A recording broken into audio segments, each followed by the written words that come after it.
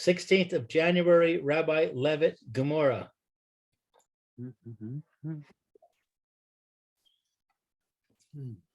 Okay. Oh, no. Good morning, Phil. Shavua Tov. Good morning.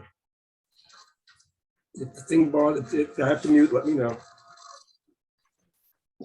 Hey, Phil. Hey. Hi. Good morning. Yep. You have to mute.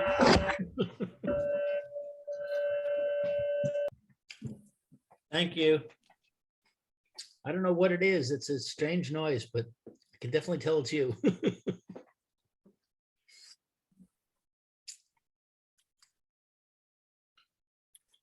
Okay. Well, so let's see. How far we got over here?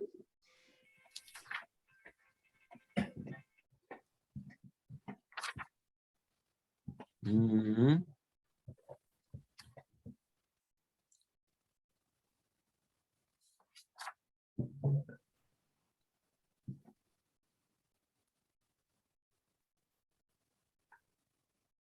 Ooh.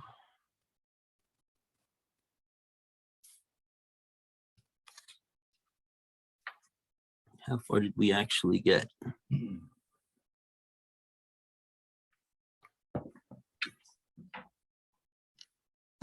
Oh, we're actually towards the end of this, practically at the end over here.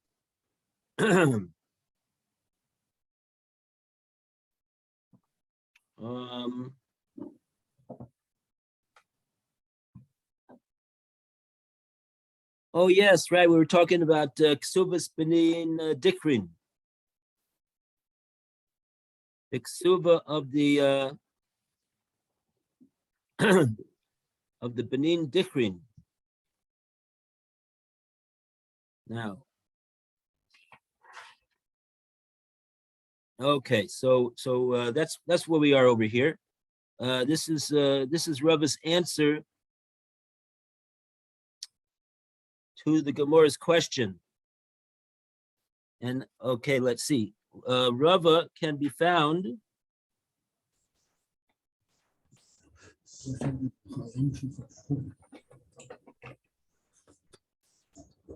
Where can Rava be found? Amar Rava, it's right across from Tosus Dibra Mastel Kagon. It's a little bit beyond the middle of the page, on page test 89b.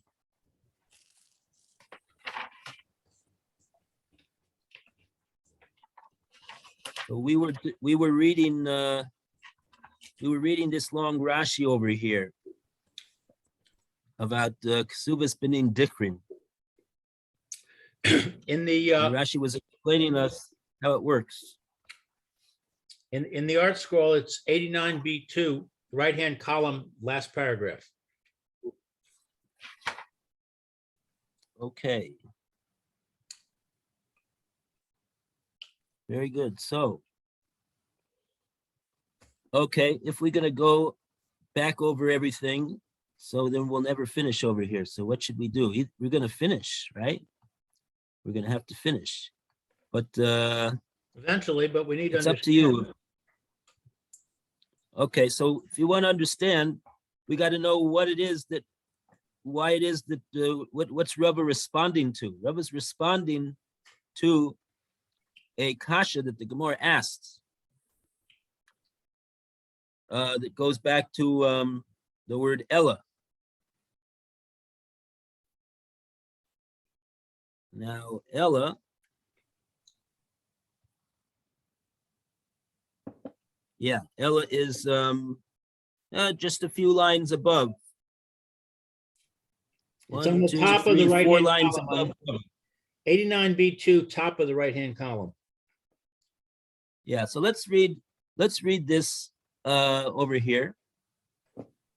What the Gemora says over here, this kasha, and then hopefully we'll be able to get to Rava, and then after that we'll be hopefully able to get to Rashi.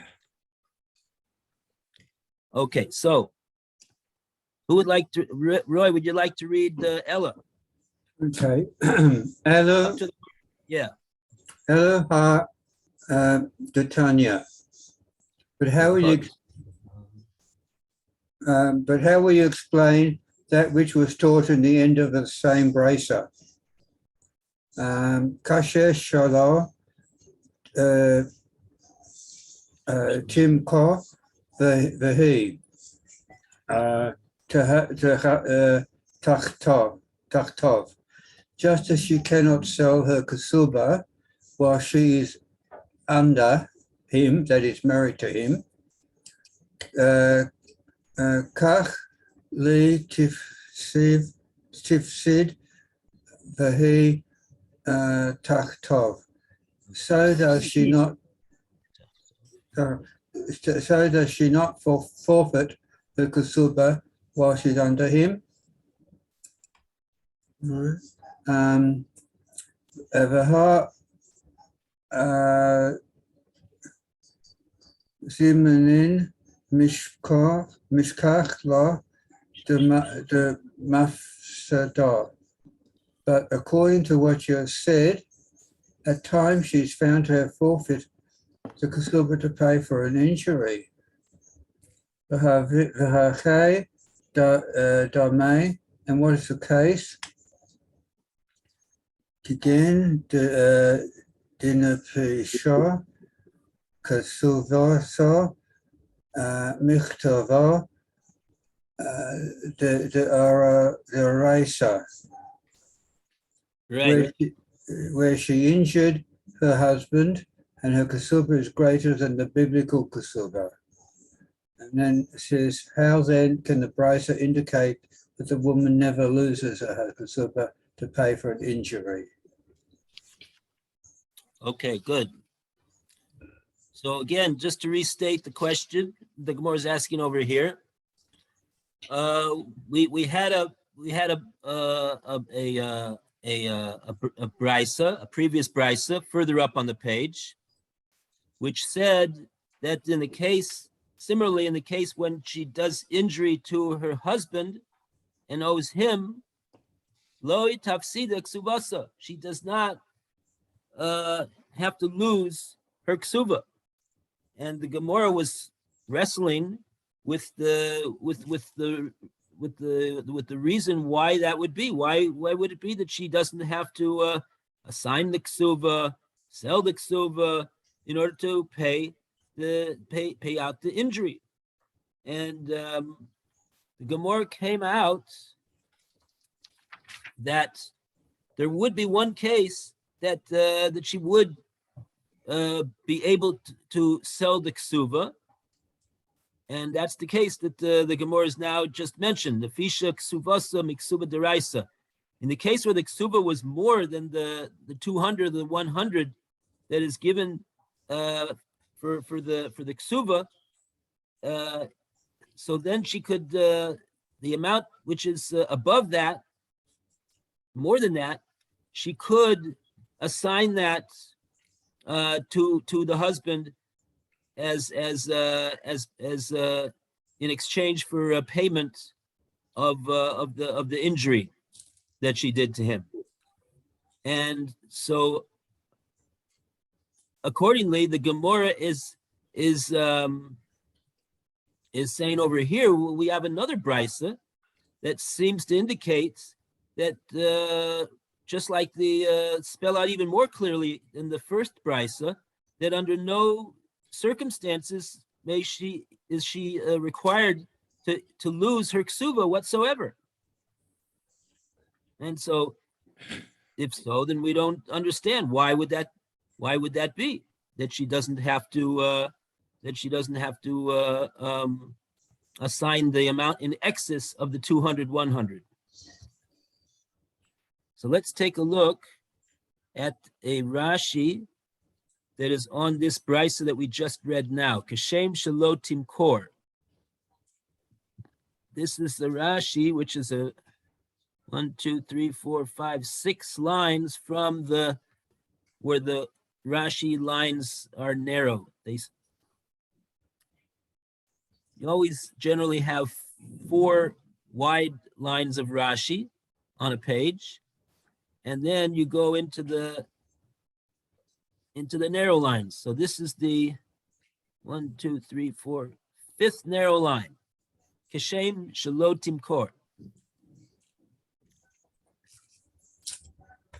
Have the place? Yep. Okay, good. Whoever wants to, whoever didn't read it last time, you could read it this time. You could trade off the reading. Phil, you want to read or should I? I'll try if you hear me. Remember, I complain sometimes. Geshem Shalot, and the name that it wasn't sold, Kasal Kedaita, that he was established. I thought, Hachi Kame, that it says, Geshem She'enu Yechola Limkor, that she's not able to sell Oda Tachtav, all the time that she's under his domain, so to speak. Kach also, Lo Tafsid Mikatubada, she will not lose her ketubah, klum, anything of this. Bishvil, because shum chavala, because of any wound, and nezek shehazik ba'oto, that he caused under her while she was under his control. What do you mean? She caused him. Right. She caused Yeah. him. Okay. Right. So it seems that Rashi's explaining the double lashon of the brisa. It says kashem shalot timkor, just like she can't sell the whole thing when she's still married to him. Kaklo tafsid, as long as she's married to him, she can't lose any part thereof of the ksuva. And Rashi explains, even to pay for any damage or injury that she personally caused him while she is still married to him. So if so, then that's the question the Gemora is asking. It's not like we said. We said that if as long as the whole issue is Reb Meir, remember Reb Meir's issue is that we don't want that as a result of her selling the ksuba, it's going to be easy in the husband's eyes to divorce her. And so, according to Reb Meir, if she would have a ksuba which was above the 200 to 100, so as long as she sells whatever is in excess of that,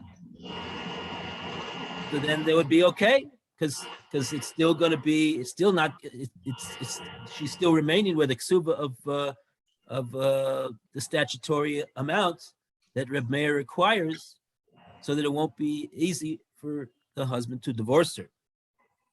But according to this brisa seems to be spelling out very clearly that no, as long as she's still married to him, lo tafsid, she's not required to lose out on any part of the ksuba. And Rashi explains for any reason, even that she owes the husband for injury and damage that she caused him. Okay. So now that's the question that we have. We want to know whether that is in fact so, like the brisa says. And along comes Rava to explain. Okay, so Alan is called upon, please, to read Rava. Omar Rava. The Gemora answers by reinterpreting the brisa. Omar Rava. Rava said, "Shipei a son lich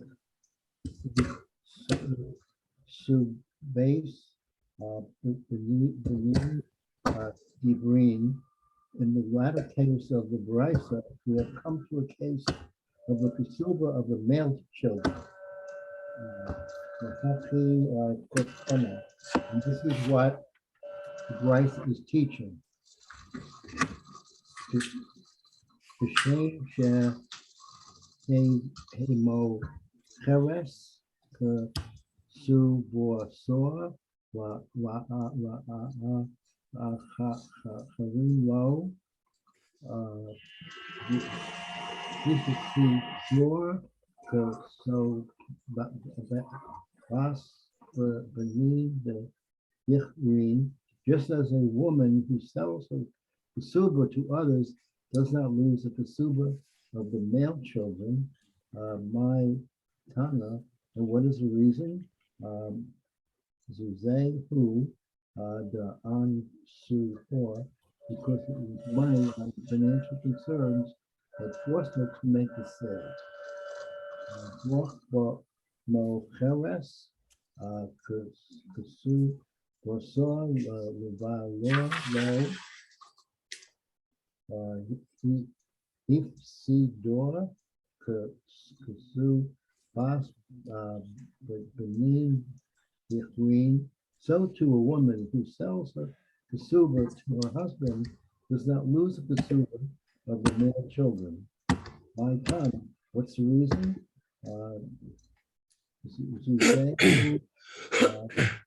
The honor because we assume there was financial concern forced it to make a sale.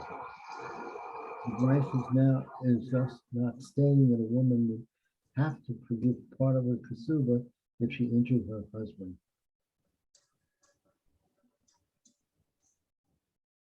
Okay, We don't have to forgive part of her ksuba.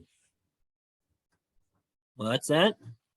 The last part is that the Bryce is thus not stating that a woman would not have to forgive part of her ksuba if she injured her husband. Yeah, that's what Rav is saying over here. Rav is saying when he mentions the Seifa, he's mentioning the Seifa of the Brisa, the Tosefta, that it's not referring to what we thought that it was referring to, apparently.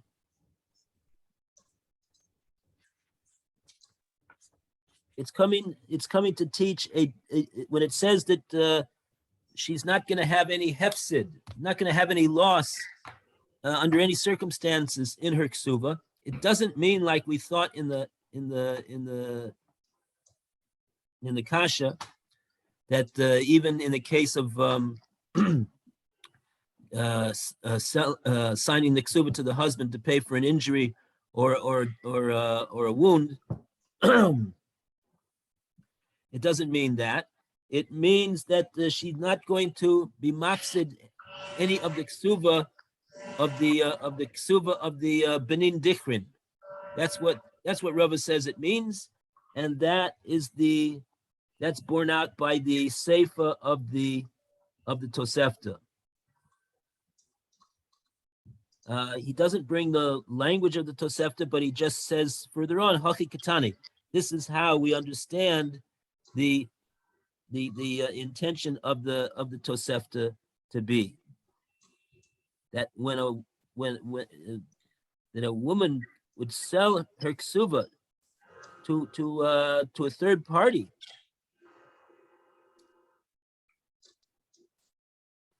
right, in the event that she the husband predeceases her or divorces her, lo hefsida ksuvas benin dichrin. That even though her part of the ksuva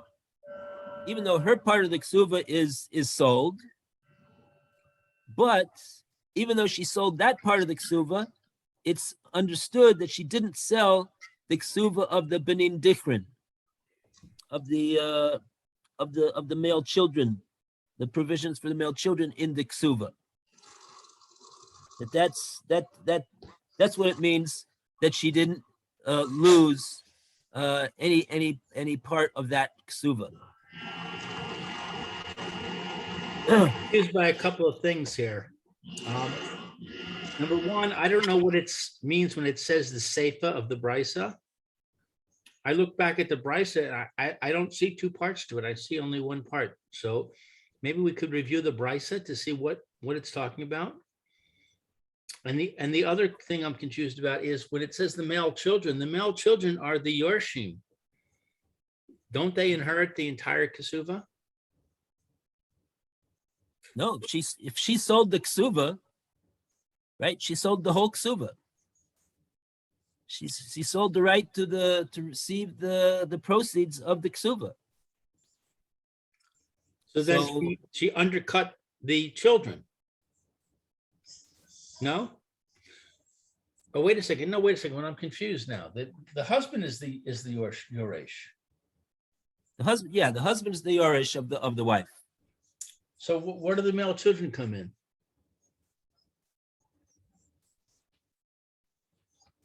Okay, so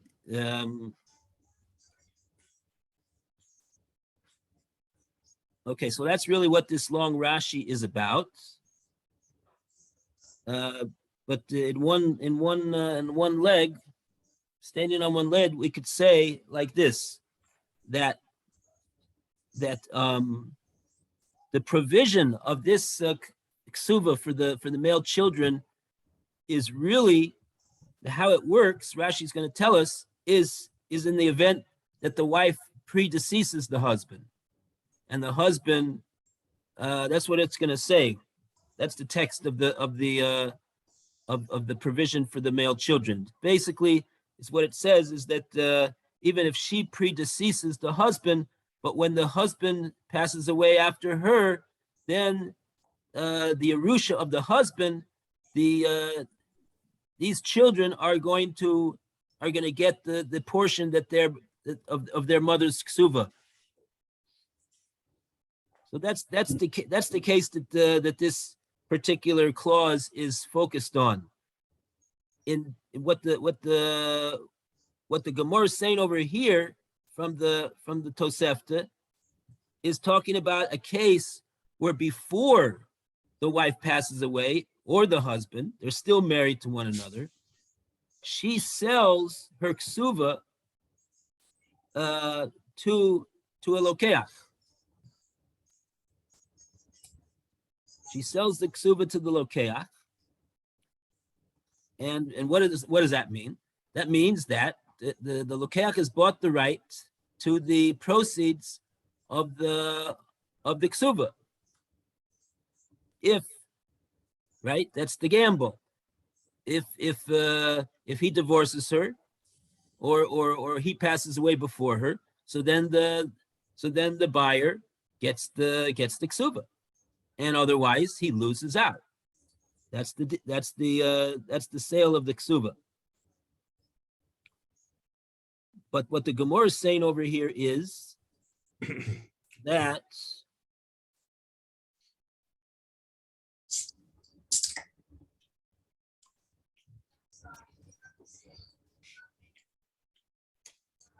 that sale that she made of the ksuva to the lokeach, so even if she would pass away in the lifetime of her husband, and that would thereby cut out the lokeach, right? Even though it'll cut out the lokeach, it's not going to cut out the part of the ksuva that provides for the male children of this wife. They'll end up collecting that part when the husband when their father, the husband, passes away. So we have no problem. So what did we solve over here? What did we solve? We solved that it says lo hefsida in our Tosefta, and we thought that meant under all circumstances, even even the wife to when she owes the husband for chavala or nezek, she's under no obligation to sell the ksuba. She's not required to sell the ksuba. We don't ask her to sell her ksuba to pay for the husband's loss. So that's what we thought that the brisa was saying when it said lo hefsida, in the first part of the brisa, when it said that she doesn't lose her ksuba. But now what Rav is coming to say is that you see from the seifa of this brisa, this tosefta, that no, that's not what we meant when we were talking about the fact that she doesn't lose. She cannot lose any part of her ksuba. She doesn't have to sign or assign it to anybody for any reason. It doesn't mean it's not in regard to her part of the ksuba. It's in regard to the ksuba of the benin dichrin. That's what the brisa means when it says that she's not mafsid, that she doesn't lose. And so, right.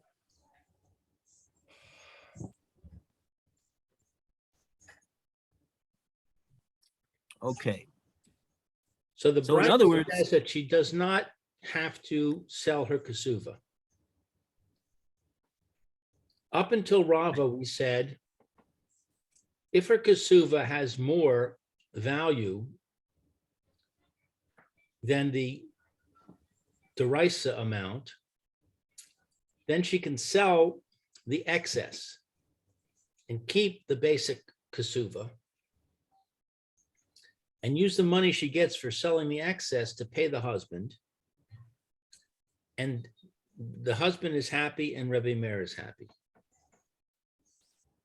Now we're saying, no, that's not going to work because of the male children. No. The question was that we see in the the Gemora introduced this other brisa that Rashi explained in the Rashi that we just read, that it would appear that the woman is not required.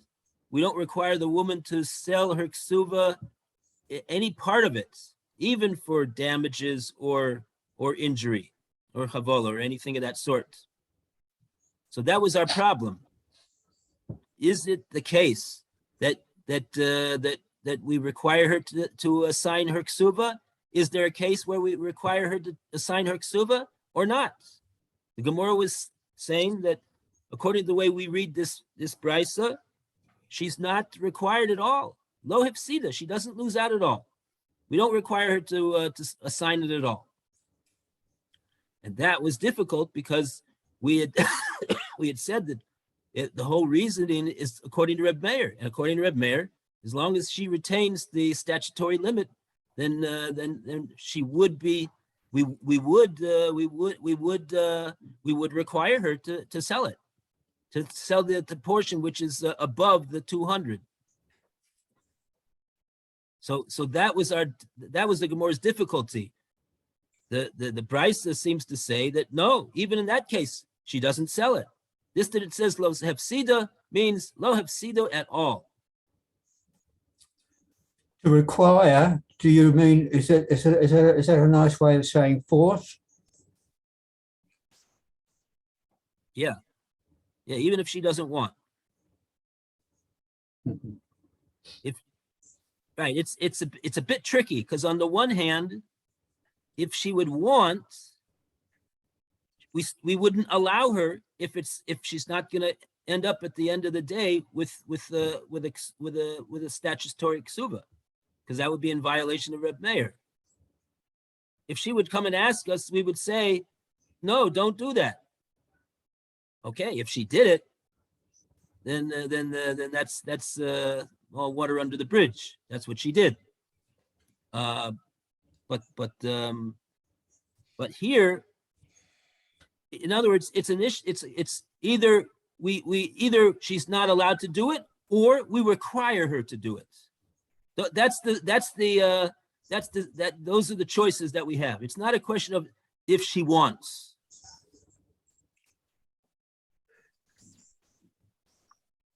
So I would say Okay. we should require her to do it. I don't understand why the Brisa says she doesn't have to do it, because I understand the case that we just said where she has more value than the derisa, and we tell her sell the excess. Please explain to me why, because of the male children, that changes. No, yeah. Before we get to the male children, we have to understand what the kasha is. The male children that's the step after we understand what the kasha that the Gemora is asking is. My understanding of the kasha is, why don't we make her sell the excess above the statutory value? Right. The Brisa seems to indicate that we don't do that. We don't require her to sell it, and that's why it says in the Brisa lo hefsida. She doesn't lose the ksuba. So now that's the question. Why not? As long as Rav Meir is satisfied, why not? So Right. on that, the Gemara is answering. Really, what Rava is saying is, Ein Chanami, you are right. In the case of a ksuba that is more than the statutory limit, as far as her part of the ksuba is concerned, she can assign the excess of her ksuba to the husband, because Rav Meir will nevertheless be satisfied, because she's going to still remain with a statutory ksuba. So that's fine. What does it mean in the Brisa Tosefta that lo hefsida? What does that mean then? We can't just say, oh, well, the language of the Brisa is not precise. No, that's not what the Brisa is talking about something. So if we're going to say that it's not talking about the case where we would require her to, it's not talking about the case of where her ksuva exceeds the statutory limit, because in that case we do require her to assign it, the amount which is in excess. So we're going to say, Rava says that no, what the Brisa means to refer to is, if you look in the Seifa of the Brisa, the Tosefta, you'll see over there a discussion about the ksuva of the benin dikrin, and that is what the Reisha of the Brisa means to refer to when it says that the Isha is not mafsid her ksuva. We mean to refer to what it says in the Seifa of the Brisa Tosefta, which discusses the ksuvas benin dikrin. That's the part that the Brisa in the Reisha means when it says that she doesn't lose her ksuva under any circumstances. This part of the ksuva, what it says in the Seifa, benin dikrin, that's the part that she doesn't lose under any circumstances. Even says the Brisa, even if she sells the ksuva to a third party, to a lokeach, and she passes away before the husband, and the ksuva basically is not paid out. The lokeach loses, but the benin dikrin don't lose. They cannot lose because they were not the part of the sale. That part she can't sell. The Gemora says, how come she can't sell that part? What isn't it? What didn't she sell that part? No, she didn't mean to sell that part.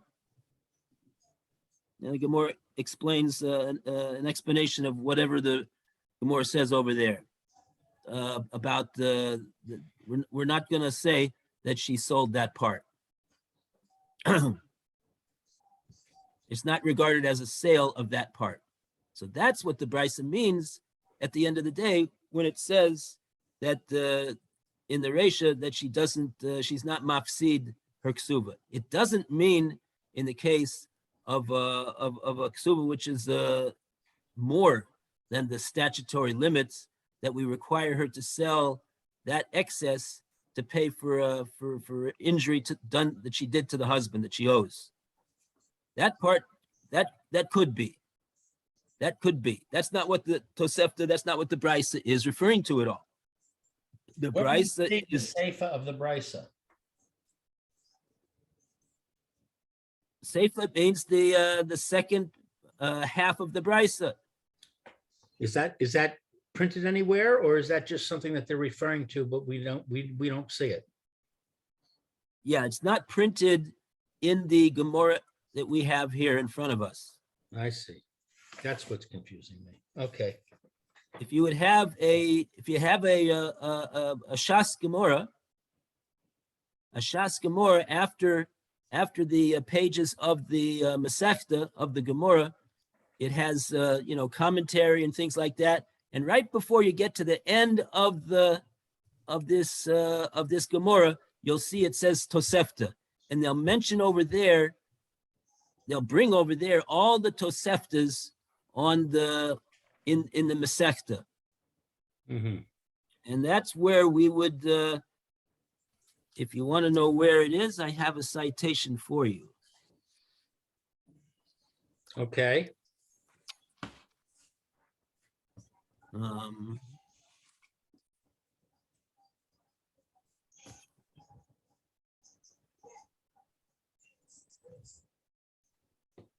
This is a Tosefta in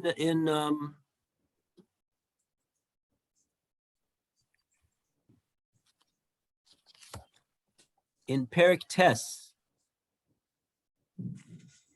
I'm looking at my Masoras Hashas, upper left-hand corner of the Gemora, and he quotes. He brings. He tells you where this Tosefta is. So that would be Tosefta in Maseches Bava Kama. Perek Tes, Halacha Ches.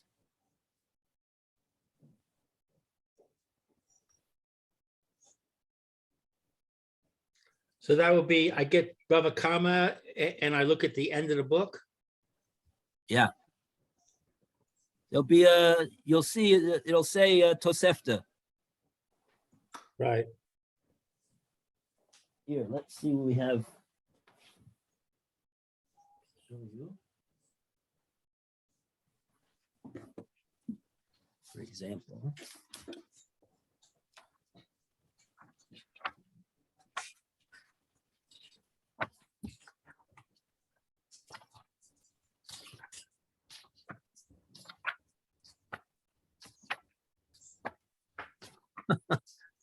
And I'm looking for it. I can't find it here.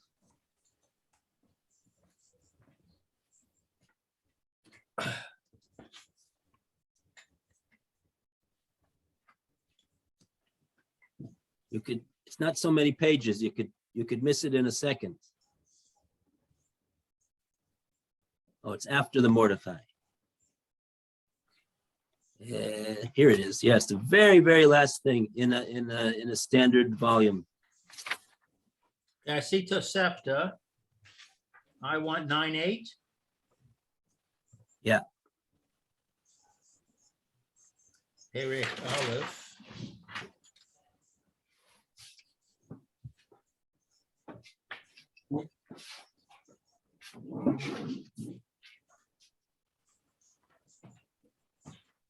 Okay, I see Tet. I want Chet. Okay, it says Ben Azi Omer, is that it? No, I don't think so. Let me just check myself. Oh, it's got brackets and it's got parentheses, okay, I don't know what I'm looking at here. Bracket.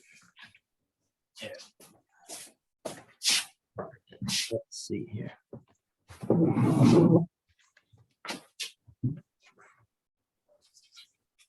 Okay.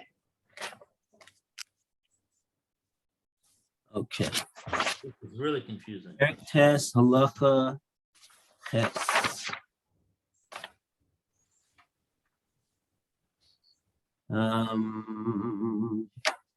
Yeah.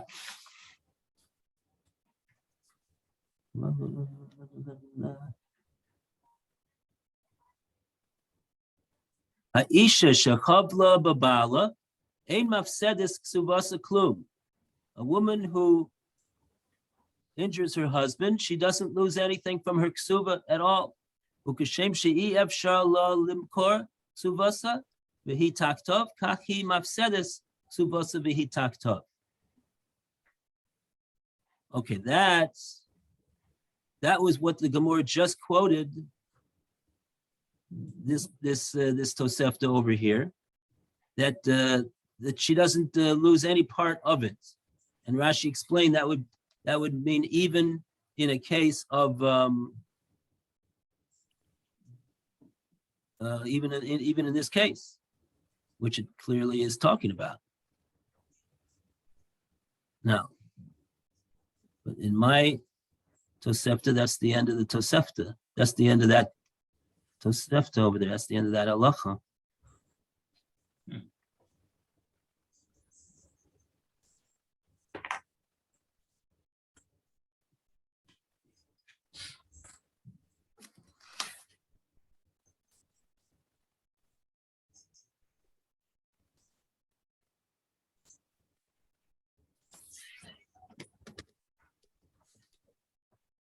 Yeah, see, our Gemora, when it brings Rava,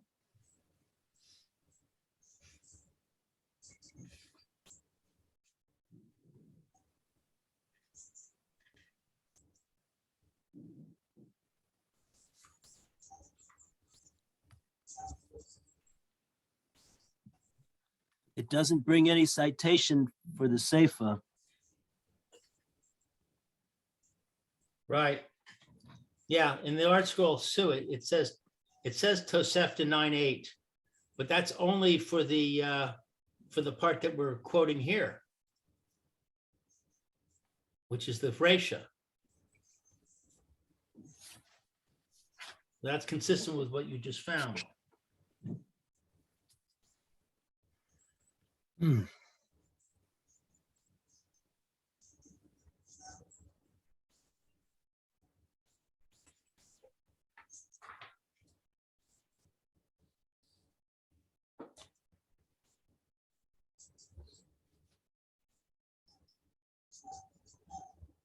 Oh, maybe does Rashi bring? Oh, he just brings the text of this ksuva, ksuvas.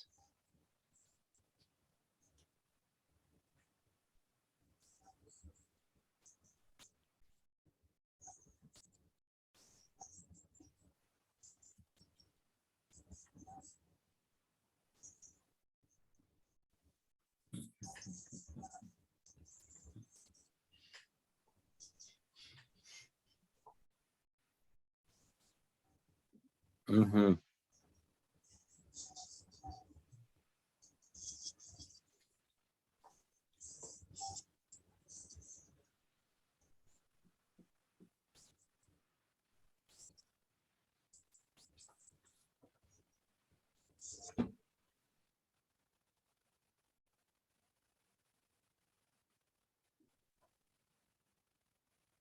It's 12:31.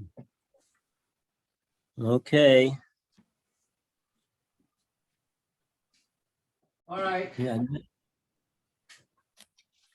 All right. We'll see everybody. Thank That's you, Lacha Rabbi. Rabbah. Okay. All right, then. Thank Have a you. good day. Bye for now. Bye-bye. Remember, tomorrow's special day. Bye-bye, take care. Bye. Tomorrow is Tu B'Shvat. Good spot, yes. Du bist fertig. Oh, boy. Okay. Very good. Get All your the fruit best, lined up. everybody. Okay.